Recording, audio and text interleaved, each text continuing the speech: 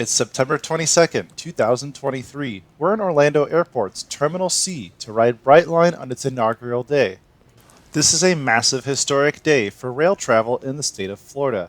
This is a project that's been talked about since 2012. At the time known as All Aboard Florida, this was an initiative to connect Miami to Orlando with stops in between. All Aboard Florida became Brightline as we know it today. 11 years later, today is opening day for the Miami to Orlando branch on Brightline. Orlando's Terminal C opened on September 20th, 2022 to expand capacity at the airport. Terminal C primarily serves JetBlue and a few international carriers, but now it also serves Brightline. Brightline is located on the east section of the terminal. It is not located within the TSA area, meaning it can be visited without going through the TSA and without a ticket.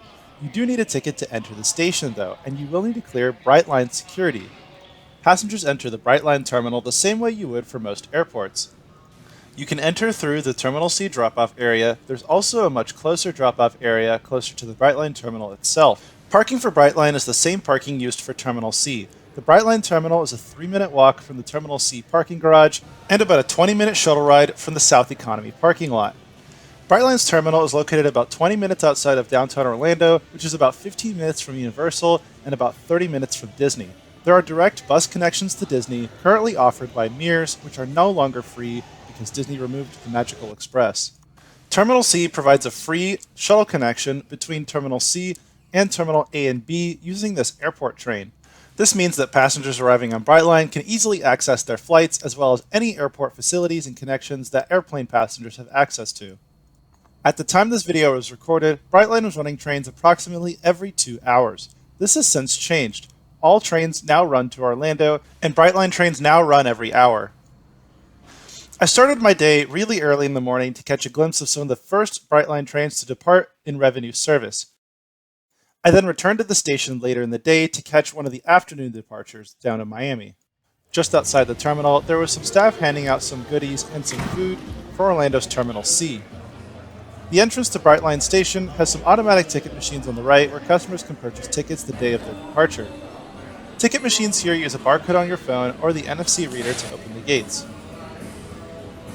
There's a brief security check where your bags are scanned on an X-ray. Although not nearly as rigorous as TSA, I had a full water bottle in my bag. This is an interesting decision for a service that wants to market itself as a commuter railroad. I couldn't imagine having to commute to work every day and go through a bag scanner. For reference, I rode Amtrak California this entire summer and did not have to go through a single bag scanner even at the most major stations of Sacramento, Los Angeles, and San Diego. As soon as you enter, there's a small market that sells a variety of random things. I've found that the different Brightline markets tend to sell different things. This one had a lot of souvenirs from the area, as well as different travel snacks and a large selection of Brightline.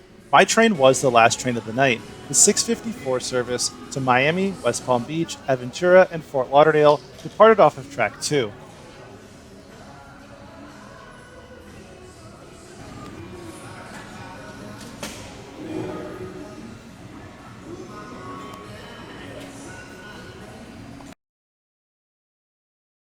It's worth noting that Brightline trains now run much later into the night, with a few services that could definitely be classified as red-eyes. Each Brightline station has a bar that's named Mary Mary, and drinks on the train are also named after Mary Mary. Mary and Mary were the names of Henry Flagler's first and second wives. Looking down on the tracks, there is still plenty of confetti from the opening day ceremony which had happened just prior. The first train in from Miami was a special press train which carried dignitaries such as congresspersons as well as Miami.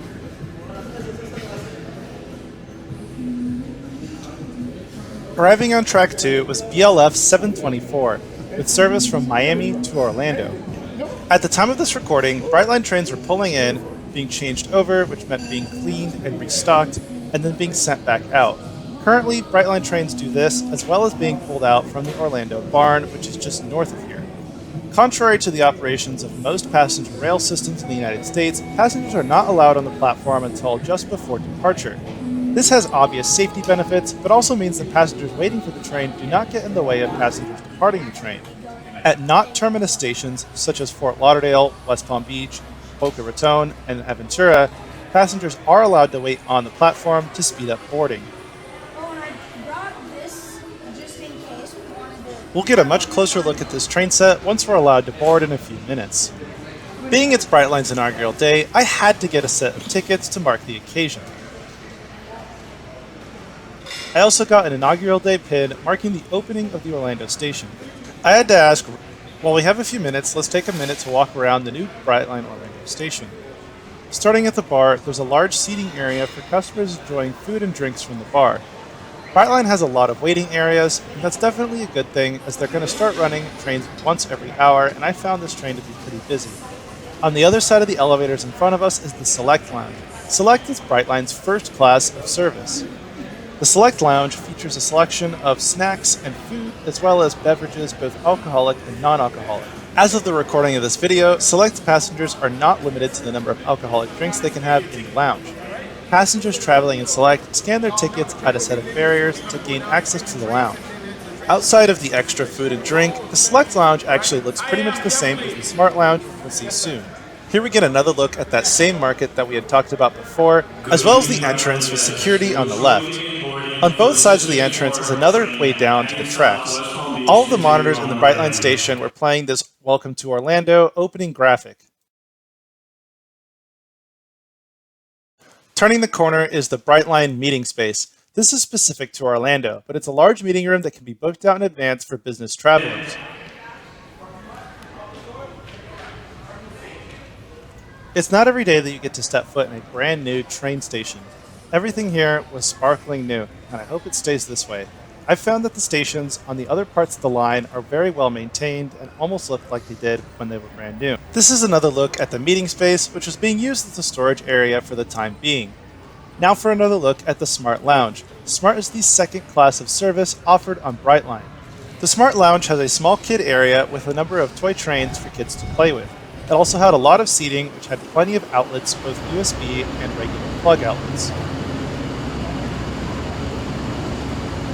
Miami Station also has a statue like this with the area code 305, so it's cool to see one for Orlando with area code 407. After a look at the Smart Lounge, it was time to start boarding my train, which had already been called on track number 1. If you noticed from earlier in the video, we did get a track change. I'm not sure why it didn't come on track 2. Luckily, Brightline will not let you board the wrong platform, as they usually lock the doors for the other platform which isn't boarded. Having been to plenty confusing train stations, Brightline's communication is really good with plenty of station announcements and screens which tell you where you're supposed to be. Brightline claims that boarding closes 4 minutes prior to departure. This is important to note, as if you're running for the train, you want to make sure you be there 4 minutes before. I'm not sure why boarding has to close 4 minutes prior, as you can mostly run on the train, and I've definitely been within 4 minutes of arriving to any train journeys I've been on. Brightline uses the Siemens Charger locomotive. There are 2 Siemens Chargers on each Brightline set, one on the front and one on the rear. Brightline was one of the first operators of the Siemens Charger. Along with Amtrak and Via Rail, Brightline has a large order for Siemens Chargers and will likely order more as the service expands. I got the chance to film the delivery process of the Brightline train as it passed through the CSX Railroad in Northwest Georgia. Make sure to click on that link on the link above or in my description. Seats on Brightline are assigned and you can choose them through the app. Currently the app is kind of buggy, so sometimes it doesn't let you save your seat assignments. If you don't choose one, Brightline will assign one automatically for you. Your seat assignment will come with a seat number and a car number. Brightline tells you to look for the car number on the door. Brightline sets are comprised of 4 Siemens. Brightline cars are arranged in a more intercity style, with doors on the vestibules on each end of the car and a ramp that folds out of the door. I believe this is unique to Brightline currently, but may be seen on other intercity services eventually. This ramp bridges the gap between the car and the platform, making it really easy to board, especially if you have roller luggage. Today we are riding in coach number 2, seat 13D, a forward-facing window seat in Smart class, which is the second class on Brightline trains.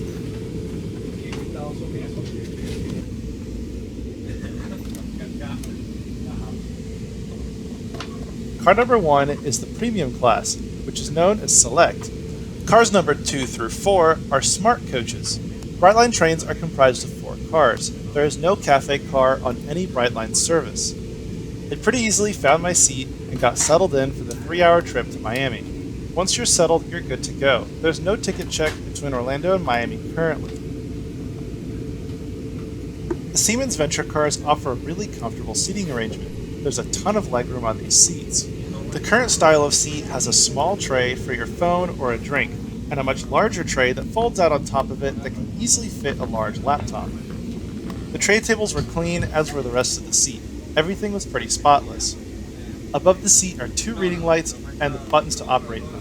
The buttons are illuminated to be able to easily be found at night when train lights are dim, and the lights are adjustable. There's also an adjustable sunshade, which I did not try here, but it did work. On each seat there is a coat hook, which you can see on the seat in front of you. Each seat is adjustable with a button found on the right or the left side. The seats do feel really upright, so you're going to want to recline the seats at some point. The seats do not recline to your seatmates in the back, they actually recline forwards. There's also 4 power outlets on the seat. This is a huge number. Amtrak trains typically only have 1 for the 2 passengers. There are also 4 USB outlets. That makes 8 outlets total. In the seat back pocket in front of you, there's a safety information card which details the emergency exits on the Siemens Venture card, as well as a pamphlet for Brightline Plus and the food menu. It's not working yet. The seats on the Siemens Venture cars are made out of a synthetic leather material, as opposed to the cloth material which is common on Amtrak trains. I've been riding Brightline since opening day in 2018. I consulted the videos that I did back in 2018 and realized that the seat designs have changed. The tray tables now fold over the smaller table as opposed to folding into them. That means that there is more flat surface on the table for a larger laptop. This means there is no cutout on the larger tray table. Since filming this video, I've had the chance to ride Brightline 3 other times, and I've noticed that this is the case on all train sets, including the train sets that have been around since the opening day. It's good to see that Brightline is continually improving its train sets even this early in its operations. We're now pulling out of Orlando Station at 6:54 p.m., right on time. It's also important to note the luggage space that's available on Brightline. There's a huge overhead rack space on the top of the seats, as well as a large luggage storage area on each end of the cars. Each Siemens Venture car has a restroom and free Wi-Fi. Although I've found that Brightline's app is riddled with bugs and has been this way since 2018, it's really awesome that you can select your seat knowing the type of window that you'll get at the seat. You can see the position of windows in relation to the seat, and it actually matched up in this case. I wanted to be at the back of this window so I had a better view outside. Departing the Brightline station, the train crawls along through the Orlando airport. The Orlando airport itself is really big. Terminal C is actually a few miles south of Terminal A and B, which comprise the original airport. Being that we are so far south into the airport, we have to go under a number of taxiways. This is United 757-200 taxiing above us. I definitely don't envy the economy passengers on that airplane. I have a large amount of space in my seat. This is a much more comfortable way to travel. Passing the airport is a pretty good opportunity to compare Brightline to its competitors, flying and driving. The flight from Miami to Orlando takes about 45 minutes to an hour, and that's not accounting to the time it takes to get to the airport and go through security. Most airlines recommend arriving to the airport 2 hours prior to a domestic flight. This means flying from Orlando to Miami takes about 3 hours. Now on the driving front, we'll get more into what I paid for this ticket later in the video. But driving takes about $25 in gas plus another $25 in depreciation and maintenance. It is cheaper to drive, but the traffic is getting worse in the Miami and Orlando area, and it's likely you'll get stuck in a traffic jam. Driving between Miami and Orlando takes approximately 3.5 to 4 hours. Now, having done this drive before, I know that traffic is almost guaranteed in the Miami area, which will push you up to 5 to 6 hours. And I'm definitely biased here, but I'd rather be sitting on the train, watching a video, or getting some work done, as opposed to taking a car, sitting behind the wheel, stressed out. This is the last of the terminal area. We have a little bit more to go as we pass some of the support hangars to get to the north end of the airport. Let's talk about the journey time on today's trip. The full trip takes 3 hours and 25 minutes.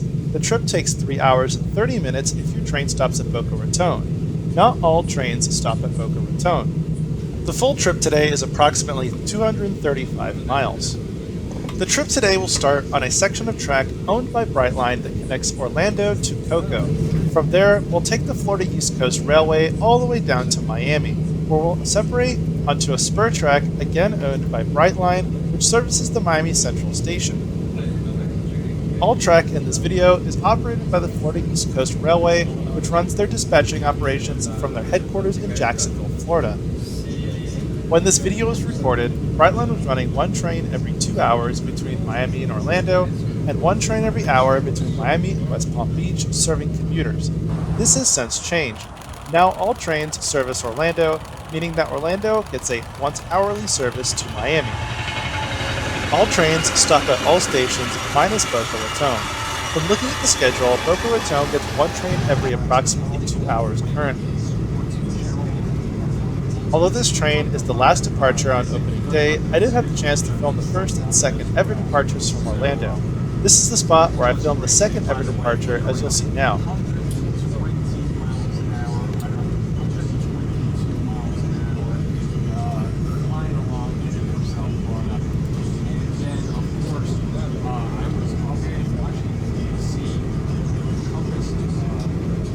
Let's talk speeds on the Brightline right-of-way. The new right-of-way between Cocoa and Orlando is capable of operating at speeds of 125 miles per hour. This is the maximum operating speed for the Siemens Venture train sets. Between Cocoa and West Palm Beach, the train hits up to 90 miles per hour. It does need to slow down twice for 2 bridge crossings. Brightline and the Florida East Coast Railway have been double tracking and upgrading tracks between Cocoa and West Palm Beach. The hope is that eventually trains will be able to do 110 miles per hour between Cocoa and West Palm Beach. South of West Palm Beach, trains hit a maximum of 79 miles per hour, but typically operate slower due to the large amount of population and railroad crossings. There is constant work on the Brightline right-of-way to continue to increase capacity and increase train speeds between Orlando and Miami. As you can tell me in this video, there are still work zones between Cocoa and West Palm Beach, as train crews continue to work on bridges and tracks to upgrade speeds. For example, when this video was filmed, all passing sightings between Orlando and Cocoa were not operational. Since then, Brightline crews have finished work on these passing sightings, and now they are all fully operational.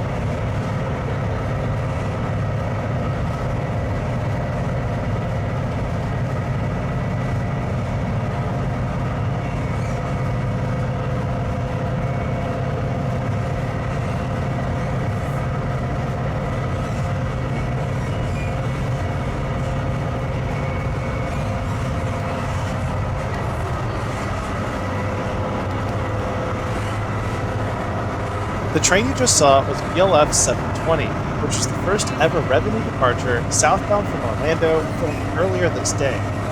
At this point, we're just under halfway through the section between Orlando and Cocoa, and we've hit our top speed of 125 miles per hour.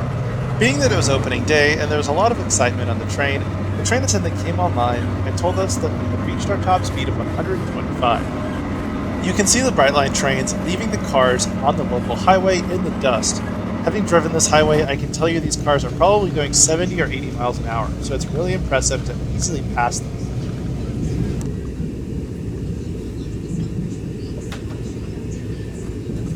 In the vestibules, Brightline trains have open gangways. There are no doors between cars. There are also restrooms. You can see from the signs in the vestibule that this train is called Bright Red.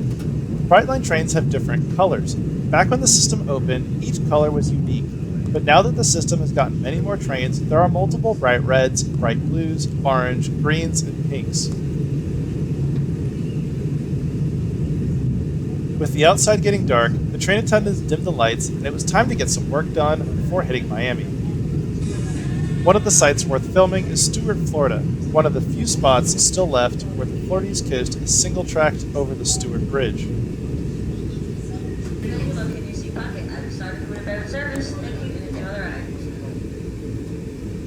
As you can see from the boat traffic, Stuart is a drawbridge. I'm not sure how this is going to work with once-per-hour operations, as there are constantly trains coming through here.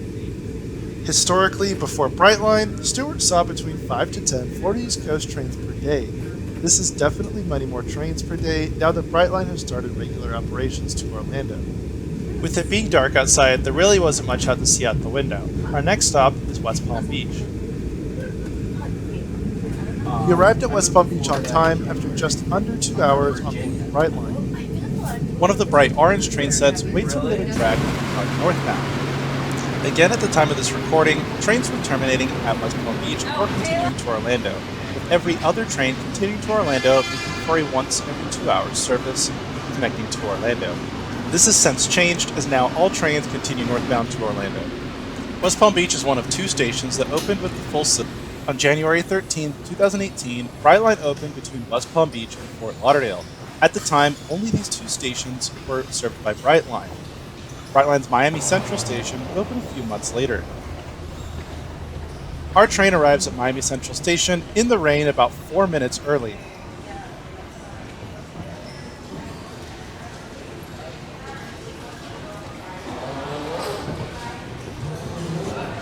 Miami Central Station opened a few months after the full system in 2018. Miami Central Station currently only serves Brightline, with trains arriving in the top level and passengers waiting below. As of the recording of this video, Tri-Rail, the local commuter service, has yet to start service to the station. Tri-Rail claims to be starting test trains in 2024. They've been saying this for a few years, and we'll see when that actually happens. Tri-Rail aims to connect commuters between Mangonia Park and downtown Orlando using the Brightline station. They make a lot more stops than Brightline, but run a much slower service and also a much less comfortable service. Train tickets are cheaper on the Tri-Rail though. I have a ton of videos in my time in Miami filming the Tri-Rail. Make sure to check those out in my channel. Brightline's Miami station is probably their flagship station. You enter the station through the ground level and come up to this waiting area. At the time of recording this video, there was also this automated market behind the bar. This market is very similar to an Amazon Go type of market, where cameras track your movement and record what items you pick up, and you just walk out of the store and it charges you. I feel like every time I visited this market, it's changed. Sometimes it's self-service, sometimes it's had this fence around it, but this time it had changed since the last time I had visited Brightline. Brightline added a large fence around it, most likely to discourage shoplifting. Since recording this video, I've had the chance to ride Brightline one more time a couple months after opening day of Orlando, and Brightline Miami Station has since completely removed the automated market and replaced it with the traditional market operated by an attendant. I got the chance to ask the attendant why, and he told me it was because of confusion and shoplifting. When I recorded this video, arriving passengers were allowed to roam the station and purchase items before leaving the station. Since then, Brightline's gotten a lot busier with trips to Orlando, and passengers are typically directed immediately towards the exit, not allowed to mingle with the passengers in the waiting area. This is likely because the waiting area gets pretty packed with 1 train per hour. I don't think that they properly sized the stations. The waiting areas are not big enough for 1 train per hour going to Orlando, as many passengers now have large bags when they travel on these longer distance services. To the left is the escalator, which will be used by Tri-Rail once they begin service to the station eventually. There's also a connection board which shows arrival times for Metro Bus, Metro Rail, and locations for rideshare. What Brightline's Miami Station lacks in waiting area, it definitely gains in transit connections. Brightline's Miami Station is really well connected to the Miami Metro system. The first of these connections is Miami's Metro Rail. This is a heavy rail, grade-separated rail system that travels on 2 lines. One line connects passengers to Miami International Airport, the other line connects passengers towards Hialeah, and the southbound of both these lines connects passengers towards Dadeland, where they can make connections to Miami's busway, which connects all the way down to Homestead. I've gotten the chance to ride this system many times and film some of its more interesting moments, including when new trains were delivered in 2018. Check out those videos by clicking on the link above or in my description. There are also connections to Miami's Metro Bus network, as well as the Metro Mover. The Metro Mover is an automated people mover which runs on rubber tires and has 3 lines which connect you to all parts of downtown, including Brickell, the Arch Center, and Bayfront. There are also connections to multiple shared scooters and bikes if you'd like to make a shorter distance connection using one of those methods. Additionally, Brightline offers its own last mile connection services. Brightline operates shuttles, one of these being to the airport. They also operate shuttles to the stadiums during stadium events. Brightline operates a free shuttle to tourist destinations at most of their stations. Lastly, Brightline operates Brightline Plus, which is a free rideshare service for passengers traveling in premium class. Brightline Plus operates using Tesla Model Ys and is free for all trips within 5 miles of the station.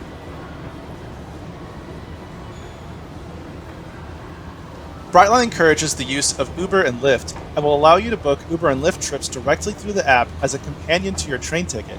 It's really awesome to see Brightline putting a lot of thought into the last mile connections on their system, especially since they don't have that many stations.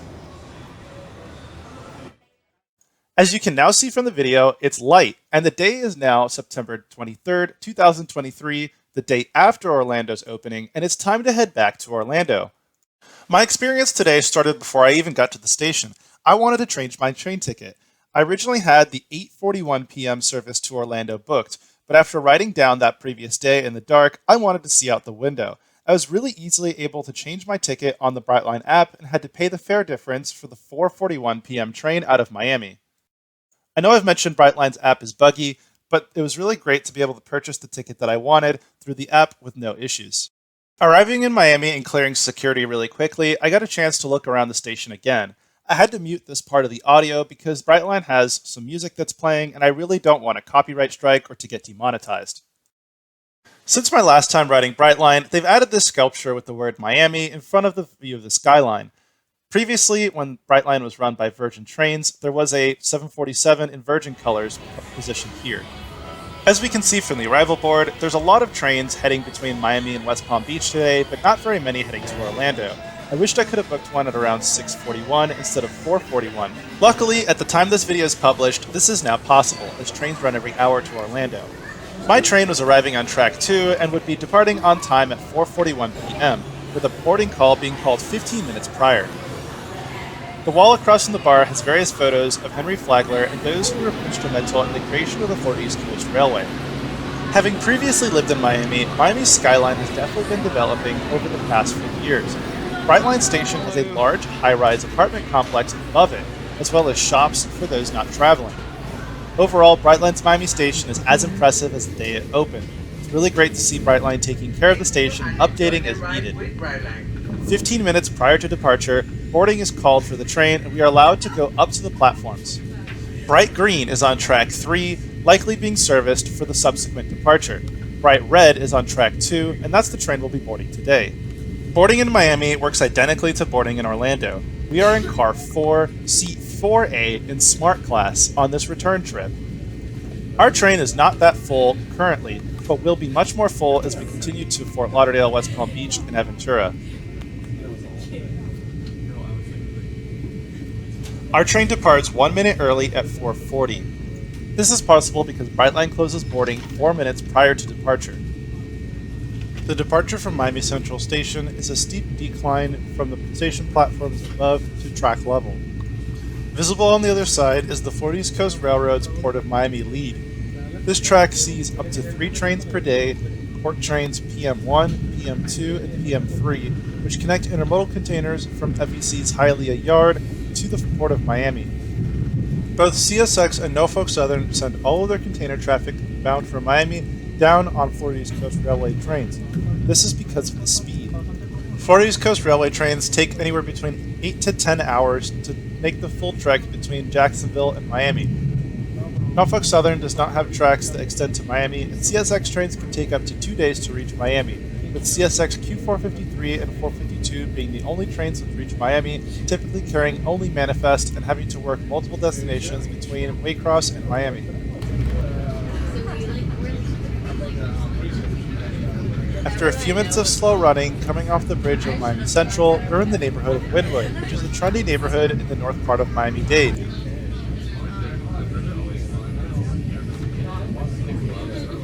After Wynwood, the train passes Control Point north and south Little River. This is where the Florida East Coast Railway freight tracks connect with the Brightline tracks. Florida East Coast Railway trains wishing to access Hialeah Yard will continue westbound on tracks here, while Brightline trains continue southbound to Miami Central. Crossing over into northern Miami-Dade County, the train is allowed to reach 79 miles per hour on maximum speed between Miami Central and West Palm Beach. Our train now makes its first station stop in Aventura, Florida. Aventura is most notable for the Aventura Mall, a very large mall in northwest Miami-Dade County. Aventura Station also services the community of Ojus. Aventura is an infill station, opening in December 24, 2022.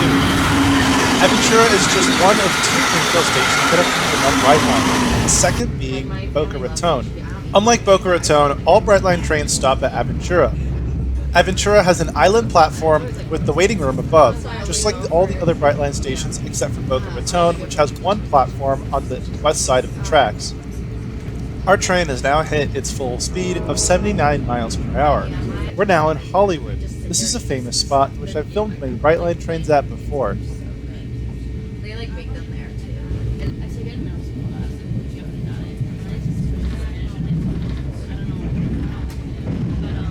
Back on the train, we're passing by Hollywood Boulevard, the main street for the Hollywood area, full of shops and restaurants.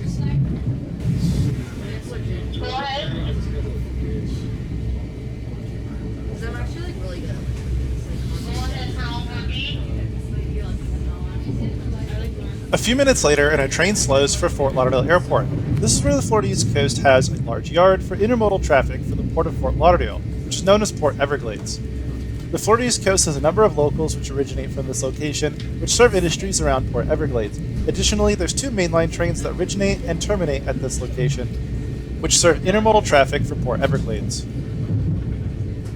I've had the chance to film at Port Everglades and Fort Lauderdale many times before. Some highlights include the Norfolk Southern Geometry train, as well as a lot of locals and mainline freights. Make sure to check out those videos on my channel. This is the New River Drawbridge, which crosses the New River and is in downtown Fort Lauderdale. This area is becoming a popular hangout area with lots of bars and restaurants that have sprung up over the past decade. I've watched this area change over the past decade from having a rundown shopping mall to having a lot of shops and restaurants and having a new, revitalized waterfront. This is also the location of Brightline Station, just north of the New River.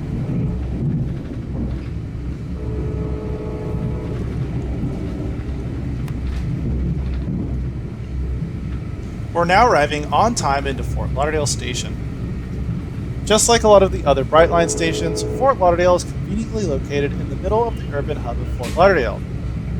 Across the station is a large terminal for the Broward County bus system. I got some more work done and started filming again once we reached West Palm Beach on time. This train was skipping Boca Raton. As it was the first day of operation, Brightline staff came through and checked tickets to ensure that each passenger still on the train was continuing to Orlando.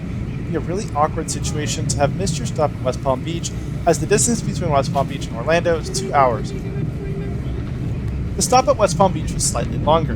This is likely to switch crews and restock any food necessary. Brightline train attendants made sure to announce that this train was continuing to Orlando. They need to do a good job at ensuring that passengers who are on the train are continuing to Orlando. I've seen them use seat checks before, but not on every trip. On my next trip on Brightline, the conductor went through and checked tickets after the train had left West Palm Beach. That'd be a pretty awkward conversation to find out you had missed your station and you're now stuck on the train for 2 hours.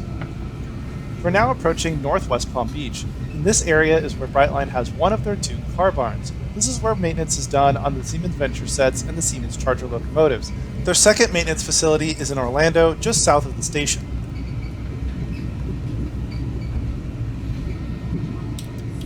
While we have a moment, let's take a look at the seats again in the daylight. This is the seat itself. It's made out of a synthetic leather material. Each seat is equipped with 4 standard power outlets and 4 USB outlets. That's 8 outlets in total. There's a tray table on each seat, a smaller tray table for drinks and phones, and a larger tray table which can easily fit a large laptop. I was lucky enough to have the seat next to me empty on this trip to Orlando. That wasn't the case on my trip a few weeks later when the trains were getting pretty packed. There's a button next to the seat which reclines the seat forward. The seat does not recline on your neighbor behind you. There's also 2 reading lights with the buttons to operate them being adjacent to the light. There is a large sunshade, which is definitely going to be necessary during sunrise or sunset when the sun can be right in your face depending on where you're seated. This is seat 4A.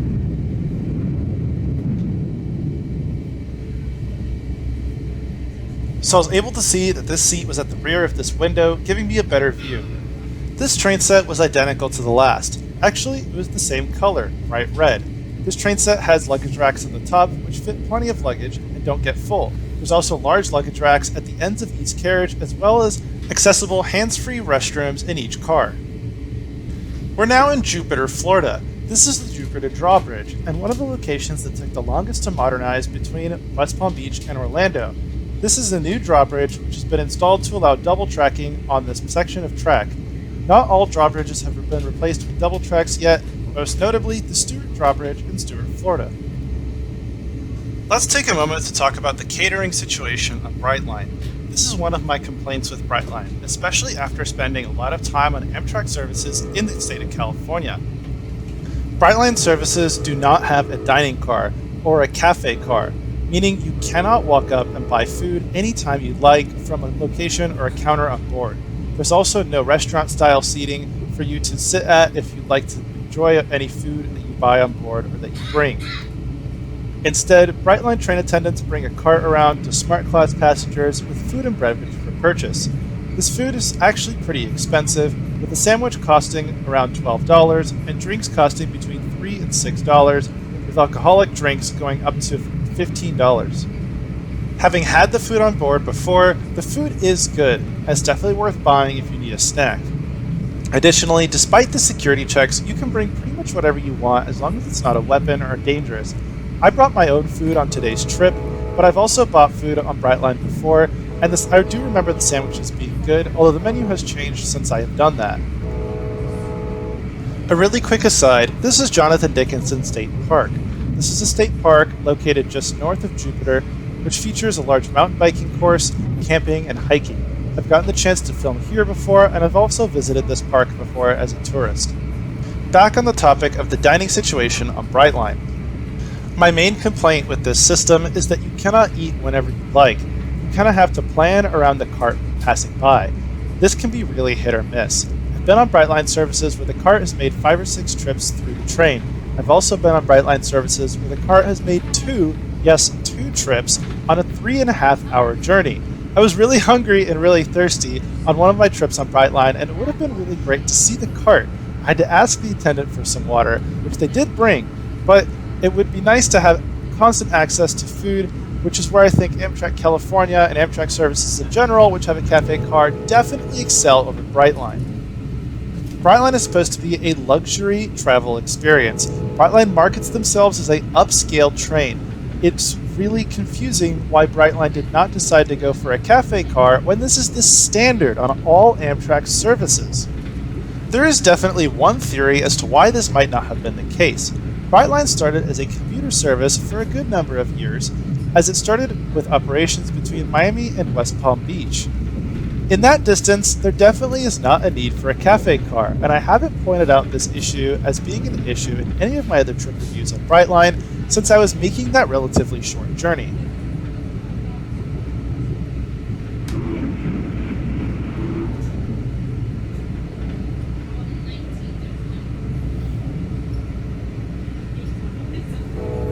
Additionally, these Siemens Venture cars are extremely expensive, and it's clear to see that Brightline spared no expense on the interior of these trains.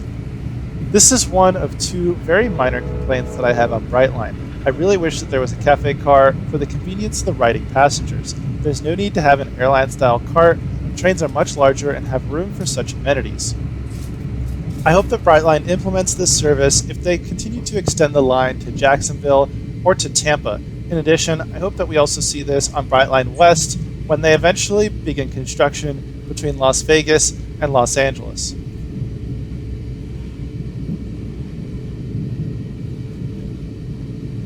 During most of the journey, I was listening to radio traffic using a scanner. This is bright pink, which I heard over the radio called hot rail, meaning a train is approaching in the opposite direction. This is used to warn railway workers that 2 trains are about to meet and that both tracks are unsafe to occupy.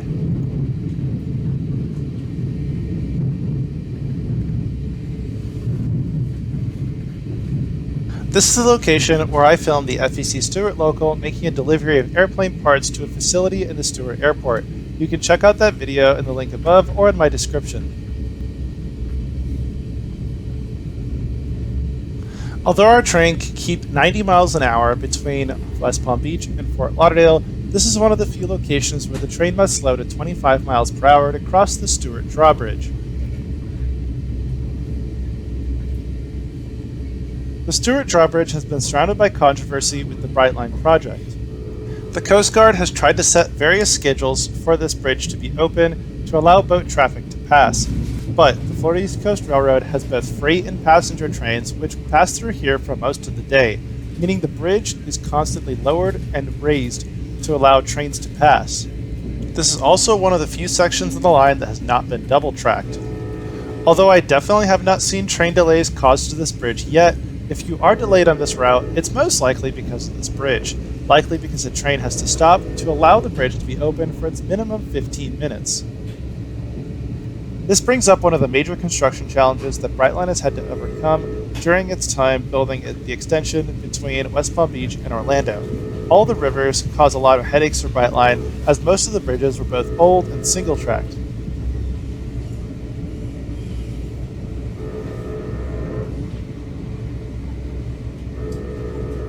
Many of the bridges have had to be replaced and are now double-tracked. This bridge is clearly the exception, as it's still single-tracked. A lot of the surrounding communities between the right-of-way of West Palm Beach and Orlando are plagued with a lot of NIMBYism. NIMBY is a term used to describe people who do not want the railroad to build in their backyards. NIMBY is literally an acronym that means "not in my backyard." This is a problem as local communities have tried to block the building of this track and the upgrading of the right-of-way on the FEC, citing the delays caused by trains, when in reality these trains run 90 miles an hour and block traffic for less than 45 seconds. To their credit, Brightline has refused to build stations in a lot of these coastal towns due to the low demand that they would possess. A lot of the stations on Brightline are heavily used by commuters from the major cities. If Brightline were to build a station in one of these small coastal towns, it would likely not see as much revenue, and it would slow trains because there was an additional stop. Brightline is trying to balance the travel time with the amount of riders that will use the station. But I definitely hope to see at least one or two stations opened along the coastline, as it would benefit these communities greatly. Additionally,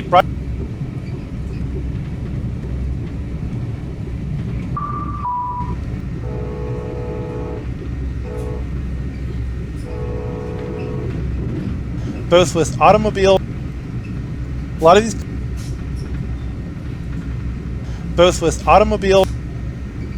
lot of these collisions are likely due to the poor education around rail safety in South Florida, as most of the residents have never seen a high-speed commuter rail service in their community.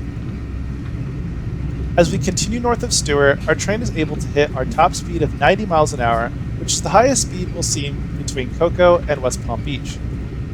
Let's take a minute to talk about the history of this rail route. Brightline started as an initiative called All Aboard Florida in 2014.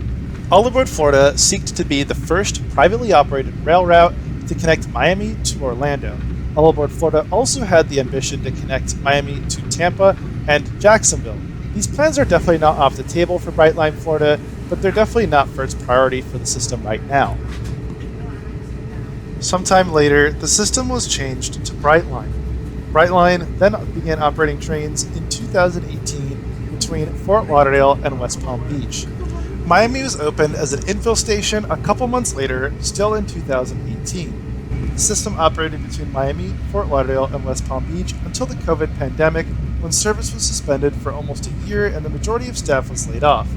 A large majority of staff was hired back on in 2021 when service resumed. 2018 between Fort Lauderdale and West Palm Beach.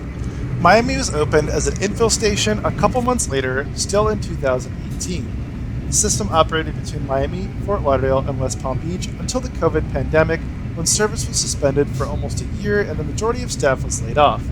A large majority of staff was hired back on in 2021 when service resumed.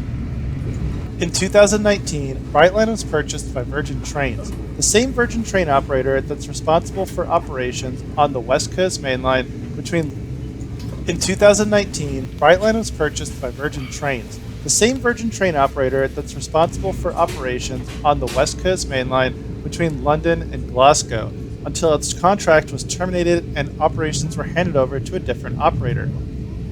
This partnership did not last long, although it lasted long enough for some of the signs in Miami Central Station to be repainted or changed completely. For example, the large Brightline sign which you saw earlier in this video was actually replaced with a sign that said Virgin Miami Central.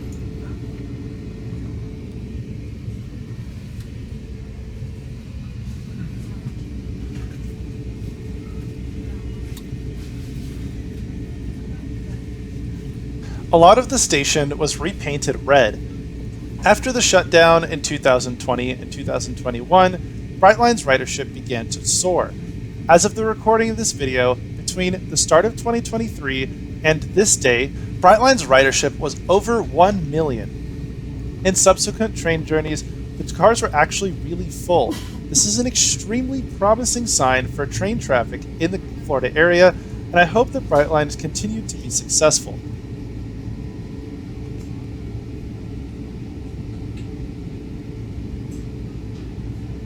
We're now on the section of track between Cocoa and Orlando. This is the brand new section of track built exclusively for Brightline, where trains can hit 125 miles per hour. On this return journey, we were running really early, so we actually did not get above 110 miles per hour. Brightline operates on the Florida East Coast Railway. The Florida East Coast Railway was founded in 1885 by Henry Flagler, who's a really famous figure in the state of Florida for having developed much of the South Florida area. Historically, the Florida East Coast Railway is famous for the Key West extension, which was the extension of railway which ran all the way down to Key West. This extension was destroyed during the Labor Day hurricane of 1935. The Florida East Coast Railway is really famous for bringing tourist traffic and continuing to develop the South Florida area from the small town that it was to the tourist capital that it is today. In recent years, FEC was purchased by Grupo Mexico, which also owns Ferromex, one of the national railways in Mexico. Although technically a short line, FEC continues to be wildly successful in transporting large amounts of rail traffic between Jacksonville and Miami, as they're able to do it extremely quickly. The Florida East Coast Railway is most notable for being a pioneer in new technology in the rail industry. For instance, the Florida East Coast Railway was the first railroad to adopt the in-train device and remove the caboose. The Florida East Coast was also the first railroad to adopt in-cab signaling, as well as adopting liquefied natural gas tenders. A lot of Florida East Coast trains now run with two ES44C4 locomotives, as well as a LNG tender which carries liquefied natural gas. This is unique to the Florida East Coast Railway system for now, but is being adopted by Grupo Mexico.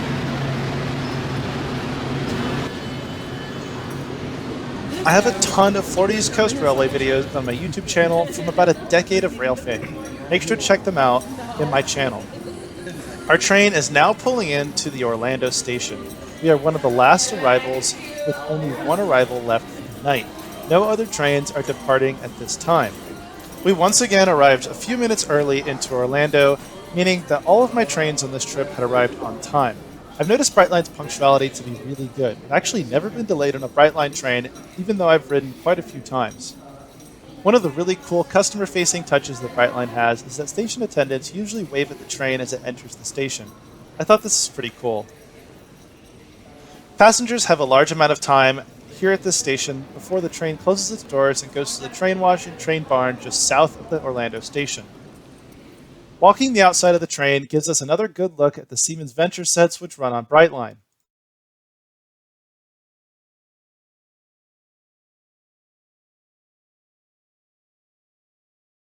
As discussed previously, my first complaint with Brightline is the lack of a cafe car. My second complaint is the paint schemes. This car is perfect. The windows are exposed and not blocked.